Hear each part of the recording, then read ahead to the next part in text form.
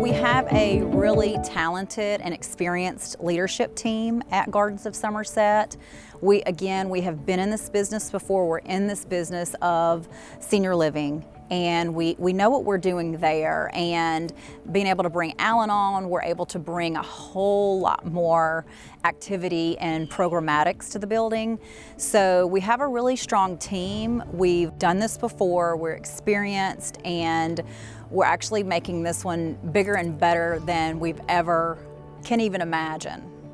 What we have really learned is you have to have a certain activity level and a certain atmosphere and a feeling within your community. Right when you walk in the door, it's kind of like buying a house. You know pretty much right when you walk in the door if that's gonna be your home or not. It's the same thing with Gardens of Somerset. We want you to know and get a great feeling right when you walk in the door.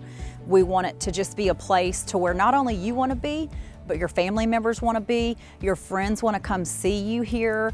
That's what we're looking for. We're looking for a place that everyone wants to gather.